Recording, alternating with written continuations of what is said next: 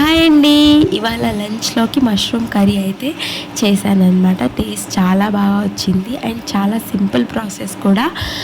ఎలా చేసుకోవాలో చూసుకునే కంటే ముందు ఫస్ట్ టైం నా ఛానల్ చూస్తున్నట్టయితే సబ్స్క్రైబ్ చేసుకోండి, అలానే బెల్ ఐకాన్ని కూడా క్లిక్ చేయండి. ఇక నేనైతే 200 గ్రామ్స్ మష్రూమ్స్ని అయితే తీసుకున్నాను.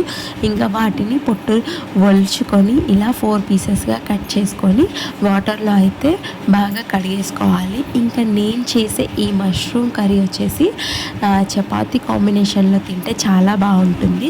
ఇంకా ప్రాసెస్లోకి అయితే వెళ్ళిపోదాము. ఒక కడాయి తీసుకొని అందులో ఆయిల్ వేసి మసాలాస్ అన్నిటిని కూడా వేసుకోవాలి. బిర్యానీ ఆకు, చెక్క, లవంగం అన్నీ వేసేసుకొని చిన్నగా చాప్ చేసి పెట్టుకున్న ఆనియన్స్ని వేసుకోవాలి.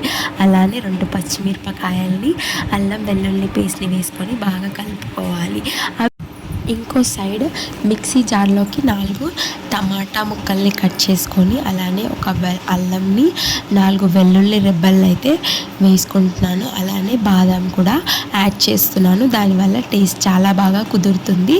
ఇంకా మిక్సీలో అయితే ఇలా మెత్తగా పేస్ట్ లాగా చేసుకోవాలి. ఆ తర్వాత ఆనియన్ వేగుతున్నప్పుడు బ్రౌనిష్ కలర్లో వచ్చాక అందులో కాసింత పసుపు, అలానే మనం పేస్ట్ చేసి పెట్టుకున్న మిశ్రమాన్ని అందులోకి వేసేసుకొని ఒక 5-10 మినిట్స్ దాకా మగ్గనివ్వాలి ప్లేట్ మూసేసుకొని. ఇంకా మష్రూమ్ కర్రీ తినడం వల్ల హెల్త్కి చాలా బెనిఫిట్స్ ఉన్నాయి. ముఖ్యంగా బ్రెయిన్ డెవలప్మెంట్కి చాలా వర్కౌట్ అవుతుంది అండ్ క్యాన్సర్ రాకుండా ఉండడానికి కూడా చాలా బాగా పనిచేస్తుంది. కాబట్టి ఎక్కడ కనిపించినా ఖచ్చితంగా ఇంట్లో అయితే ట్రై చేయండి.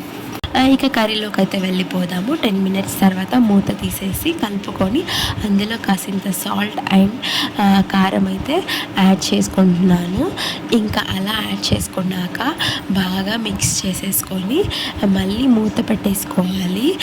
అంటే ఒక 2 నిమిషాల పాటు మూత పెట్టేసుకోవడం వల్ల కారం ఏంటంటే మంచిగా కలిసిపోయి పచ్చివాసన రాకుండా ఉంటుంది. అలా అయిపోయాక అందులోకి మష్రూమ్స్ని వాష్ చేసుకున్న మష్రూమ్ని అయితే వేసుకుంటున్నాను, యాడ్ చేసుకుంటున్నాను అనమాట.